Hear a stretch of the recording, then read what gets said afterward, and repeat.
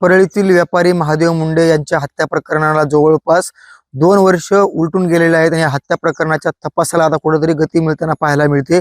एसआयटीचे प्रमुख पंकज कुमावत यांच्या नेतृत्वाखाली या संपूर्ण हत्या प्रकरणाचा तपास चालू आहे। एकंदरीत पाहायला गेले तर महादेव मुंडे यांच्या कुटुंबियातील जी कुटुंबीय आहेत किंवा नातेवाईक आहेत त्यांची प्रामाणिकपणे पहिल्यापासून भूमिका आहे की आम्हाला न्याय मिळाला पाहिजे आणि त्याच अनुषंगाने आता एसआयटीने जे आहे ते तपासाला वेग आलेला आहे। एकंदरीत पाहायला गेलं तर ज्या पद्धतीनं महादेव मुंडे यांची हत्या झाली, जे संशयित आरोपी होते ज्यांना संशयितांना एसआयटीने ताब्यात घेण्यात आलेलं होतं, त्याच संशयितांची जे आहे ते आज नार्को टेस्ट आणि ब्रेन मॅपिंग जे आहे ते करण्यात येत आहे। मोठी बातमी म्हणावी लागेल तर एकंदरीत आपण बघू शकतोय की महादेव मुंडे यांच्या हत्या प्रकरणातील जे 2 व्यक्तींची नार्को टेस्ट तर एकाची ब्रेन मॅपिंग आज मुंबईमध्ये होणार आहे।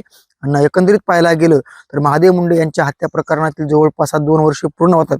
विशेष बाब म्हणजे संतोष देशमुख हत्या प्रकरणातील आरोपी वाल्मिक कराड यांच्या संबंधित काही व्यक्ती असून त्याचबरोबर वाल्मिक कराड यांच्या जे घरकाम आहेत किंवा घरकामासाठी जे लोक होते त्यांची देखील आज ब्रेन मॅपिंग आणि नार्को टेस्ट आज एसआयटी कडून होणार आहे। एकंदरीत पाहायला गेलं तर या संपूर्ण प्रक्रियेवरती आज जी मुंबईमध्ये या संपूर्ण ब्रेन मॅपिंग आणि नार्को टेस्ट जी आहे ती संपूर्ण प्रक्रिया आज पार पडणार आहे।